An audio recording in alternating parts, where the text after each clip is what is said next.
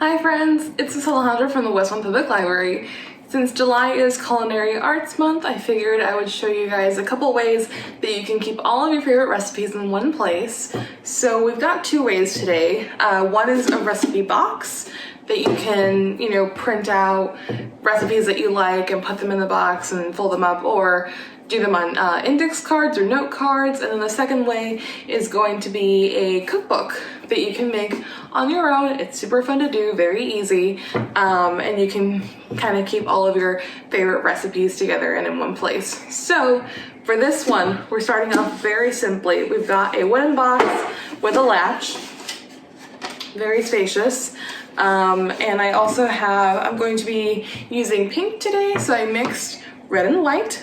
I've got my craft cart here full of paint, stickers, different supplies, more stickers over here because we are going to be doing just a plain color and then decorating it with a bunch of stickers, which is always fun, especially if you guys have any little ones at home. The stickers are always the best part. And then I'll show you guys what to do for the book while this is drying. So let's get started.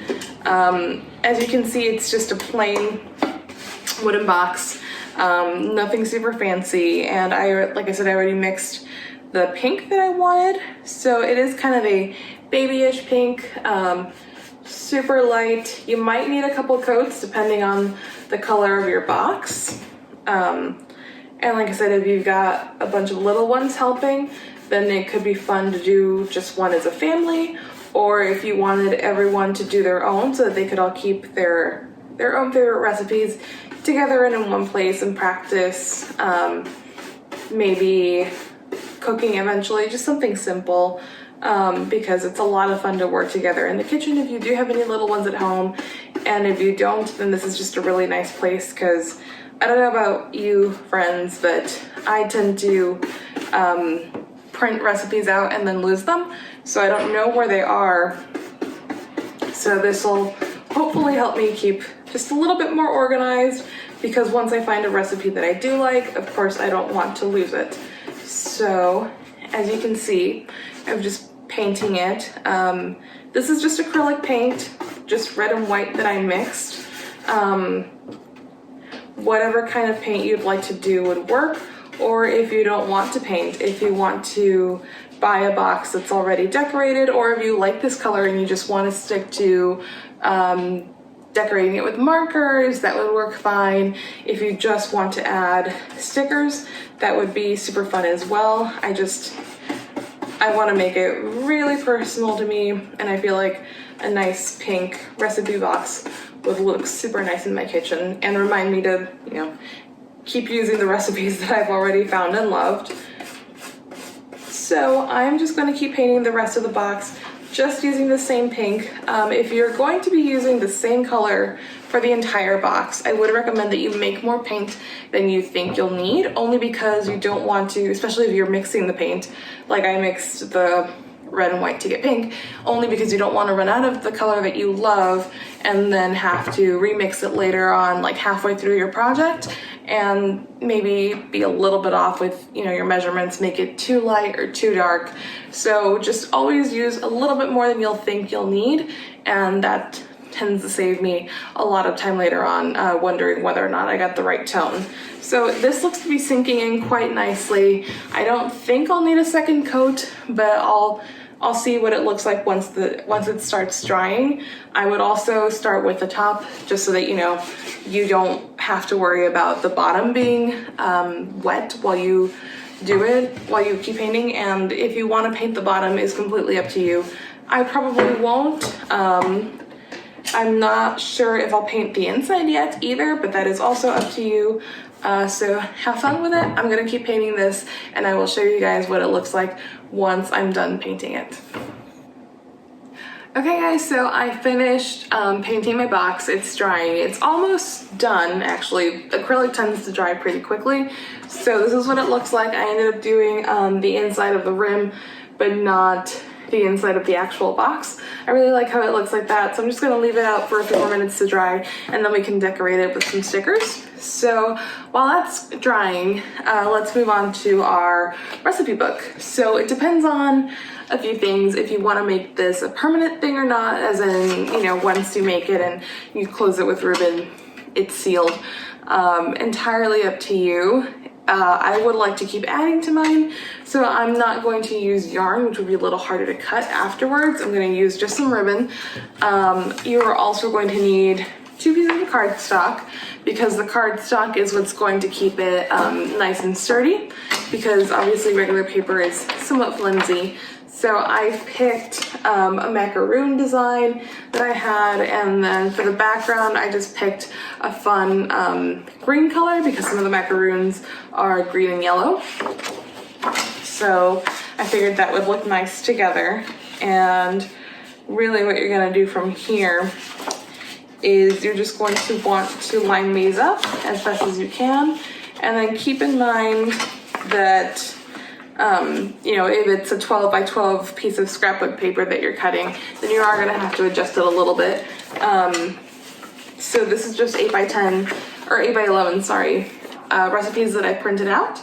So you're going to cut along here so that there is a rim on the other side of the paper, the top and the bottom. So you can do this with a ruler if you'd like. Since all I really need to do is cut a straight line, I'm gonna take my chances and just do it like that. But you can absolutely use scissors if you'd like. So I'm just going to place this about here and just cut a straight line down there.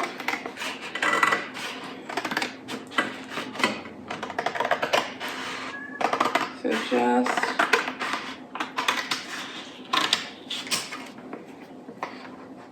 like that. And then feel free to adjust whatever you feel like you need to adjust. Whether you cut too much or too little, that's up to you. So that's roughly what you'll end up with. A little bigger than the pieces of paper that you have, just to keep them on the inside. So now you want to flip it sort of inside out so that the back you can actually see the color if you want. Otherwise you can just keep it to plain white cardstock. That works perfectly as well. I just like the color. And then this is going to be my cover page of the recipe book. And then on the inside, I'm going to keep on adding some of the recipes that I print out. Like I said, you can do it so that this is just your favorite recipe book and you don't have to keep adding to it. If you want to keep adding to it, I would recommend that you don't use anything that'll be too hard to cut through once you want to keep adding recipes that you print out later on. So I'm just going to be using some green yarn. So you're going to put this somewhat in the middle. You're going to need, this part you will have to be a little bit careful with, just because you're placing it and then you don't want to move it too much and not have the holes where you want them. So you're gonna line it up nicely. You can't really see, but my recipes are on the inside. And then for this part, you will probably need a hole puncher. I do not have a 3-hole punch, but I do have this. This works perfectly for me. It's not going into a binder, so the spacing in between the holes doesn't matter as much. But just keep that in mind. If you don't have a hole puncher, completely understand.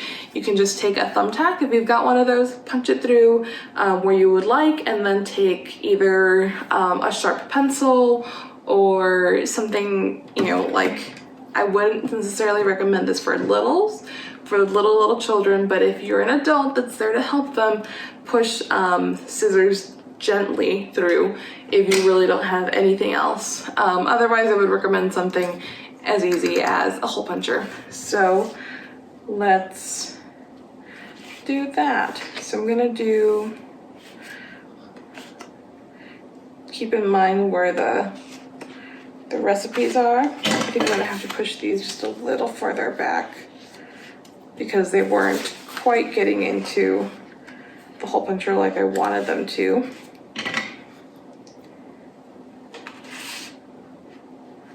So you're just gonna do one at the bottom, one at the top,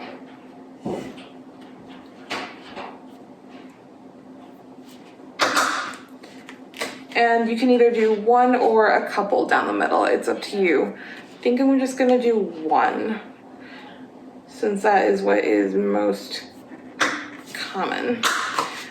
Keep in mind you might also be cutting through some of your recipe, so just be a little careful with that. Thankfully it looks like I missed all of that.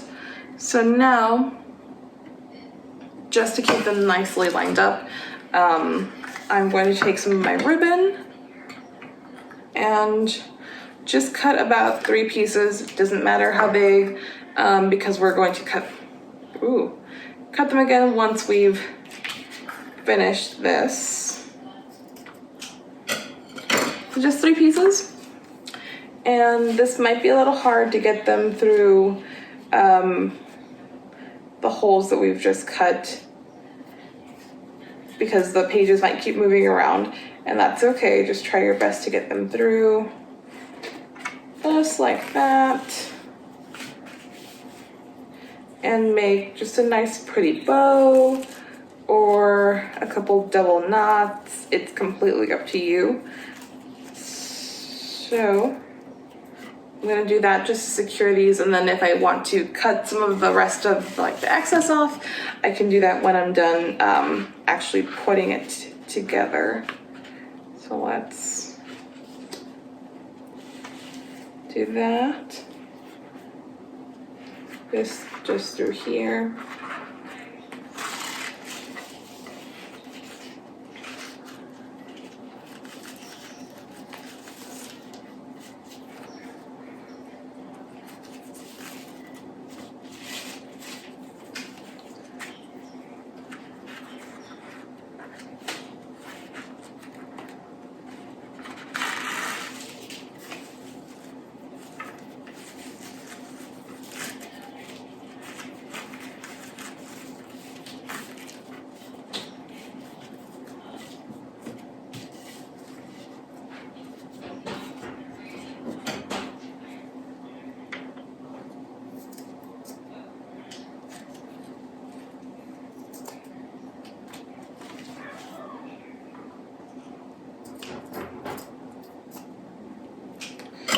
Okay, so you're gonna end up with something like this, and then you can actually open it up and see all your yummy recipes.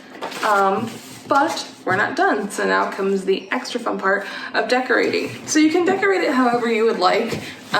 If you've got little children that would like to color or paint or draw something with markers, this would be fantastic to do that for. I have some kitchen stickers that I would really like to use, and I think they're really appropriate. So let's see. I think I've got a few things to pick from.